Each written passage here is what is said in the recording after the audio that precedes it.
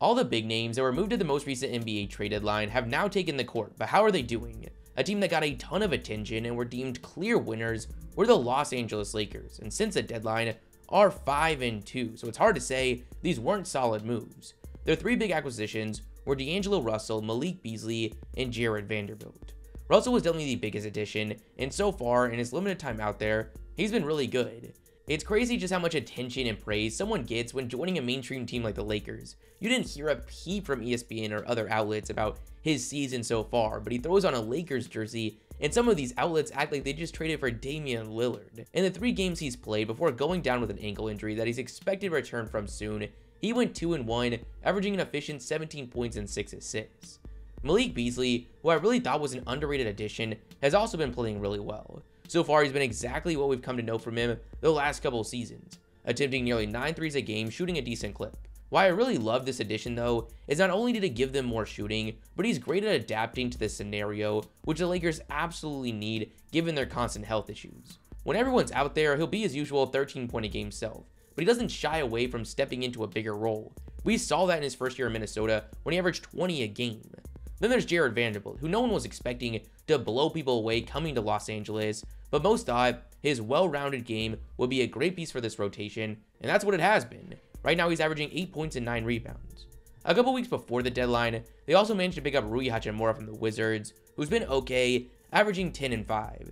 They also traded Patrick Beverley and got back Mo Bamba, who's been solid in his small role, averaging 5 points and 6 rebounds. Now, as great as these additions are, tough times might be ahead for the Lakers. As we all know, their success is extremely dependent on both Anthony Davis and LeBron James being out there. Davis missed the last game with injury, and LeBron is expected to miss multiple weeks with a foot injury. I think it's clear the deadline was a success. If everyone's out there, they've got a much more competitive roster than they did on February 8th. But with them currently sitting as the 11th seed in the Western Conference, it's going to come down to the wire for them in this final stretch of this season. Now, a big departure from the Lakers was Russell Westbrook. Most had cooled down on the Westbrook hate with his willingness to buy into his role off the bench this season, but I still think most were thrilled with his departure. He ended up going to the Utah Jazz, but with the Jazz having no reason for him to take the court, they bought him out of the rest of his deal, and he decided to sign with the Clippers. A home run move for Westbrook. He got to stay in the same city and went from a team that might not even make the play-in to a team that, while yes, is just the 6th seed in the West, sit with the 5th best odds to win the NBA championship. In his 3 games so far, he's looked good jumping back into the starting lineup. He's averaged 16 points, 9 assists, and 6 rebounds on amazing efficiency. Now, the Clippers happen to be 0-3 in those games, but the blame isn't and really shouldn't be on Westbrook. I don't think this was a real needle mover for the Clippers, but collectively, they had an incredible deadline. They managed to land a really solid center in Mason Plumlee from the Hornets, who adds a lot of depth and so far has averaged 7 points and 8 rebounds. They got former 6th man of the year Eric Gordon, but I can't quite say he's lived up to expectations so far, as he's averaged just 6 points and 20 minutes a game with the Clippers. Then they got 2nd-year point guard Bones Highland from the Nuggets, who I was shocked to see moved, and so far he's averaged 8 points as a 44% three-point shooter. Now, they lost a lot of guys like Reggie Jackson and Luke Kennard, but I still think this deadline made the Clippers one of the scariest teams going into the playoffs. With Kawhi Leonard finally looking like his usual self since the new year, I think we should be hearing a lot more about them than we have been. One of the most shocking developments this season was Kyrie Irving requesting a trade from the Brooklyn Nets that eventually led to him being sent to the Dallas Mavericks.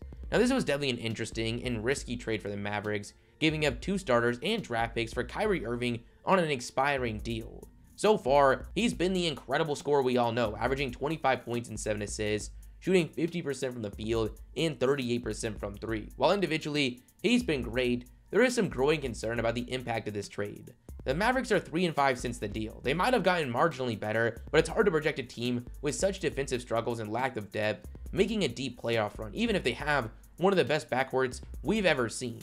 If Kyrie leaves this summer, they're going to be in a tough position, and they better hope Luka is as loyal as they think he is. That Kyrie request ended up leading to one of the biggest trades in NBA history, the deal that saw superstar forward Kevin Durant go to the Phoenix Suns. Now, Durant's played by far the fewest games out of everyone in this video, as he just made his debut last night, but I think we all know what we can expect.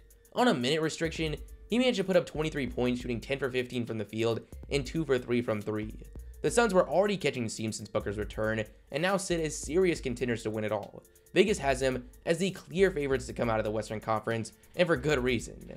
Now, after all those massive moves, Brooklyn's roster obviously looks a lot different. As we've talked about a couple of times, They're in a pretty weird spot when it comes to this group due to their lack of control of a lot of their personal picks from that James Harden trade. Now, I thought they would still be moderately competitive, but since all these deals went down, we haven't seen much to suggest that's going to be the case, as they've gone 1-6.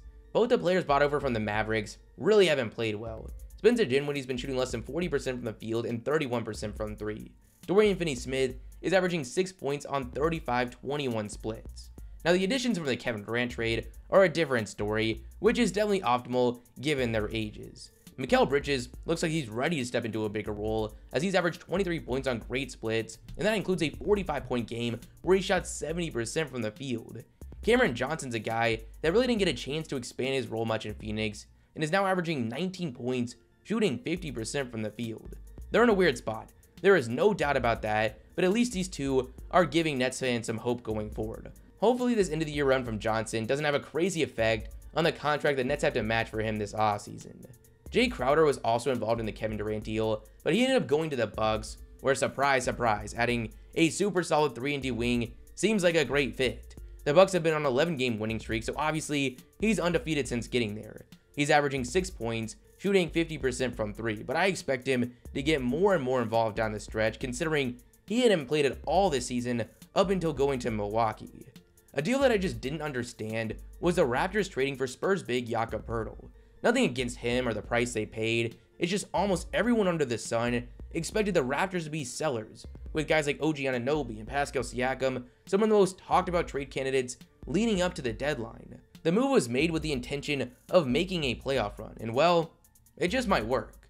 Since that trade, Jakob's averaging 14 points, 9 rebounds, and 2 blocks. More importantly, he is 6-1 as the starter. At this pace, things are looking great for an end of the season run, but with how strong the top of the conference is, I still think it's fair to question their actions at the deadline, considering the contract situation that faces them ahead. Jalen McDaniels went from the Hornets to the 76ers, and I think everyone thought this was a super solid pickup, especially considering the price he paid. So far though, he's had a pretty small role where he's averaged 4 points and 3 rebounds. Josh Hart was moved from the Trailblazers to the Knicks, who seem like one of the biggest early winners since the deadline. So far, he's averaging over 12 points, 5 rebounds, and 3 assists on insane 62-60 splits. Hart is also undefeated as a Knick with a positive plus-minus in every single game so far. The team desperately needed depth, and that's exactly what he's bringing. It's hard to ignore just how good this team has looked since Mitchell came back and they added Hart in.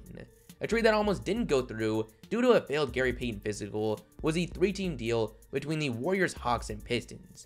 In that deal, James Wiseman was sent to Detroit. I think almost everyone was excited about this, as Wiseman just really didn't fit into the Warriors' plans in hopes of competing, but it was just a couple years ago he was the 2nd overall pick in the draft. Since getting to Detroit, he's averaged 12 points and 8 rebounds, the best numbers of his career, but this is also the biggest role of his career. I'm excited to see him with more opportunity, but I still haven't seen anything to make me even the slightest bit confident he's going to come anywhere close to his pre-draft expectations. I absolutely love the Hawks walking away with Saddiq Bey, basically giving up just a bunch of 2nd-round picks. He's a 3-and-D wing, and since arriving in Atlanta, that's what he's been, averaging 10 points, shooting 56% from 3. Since going to Minnesota in the 3-team deal with Utah and the Lakers, Mike Conley hasn't looked great.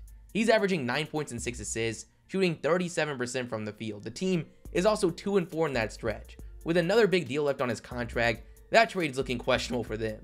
In the trade that had Eric Gordon go to the Clippers, we also saw Luke Kennard join the Memphis Grizzlies, and in the 5 games he's played so far, he's basically just been good for a couple threes a game, failing to knock down a single shot within the arc, but still averaging over 6 points. There was a few smaller trades, but these are the main names I wanted to highlight. If you guys like the content, smash the like and sub button, and I'll catch you guys soon. Peace.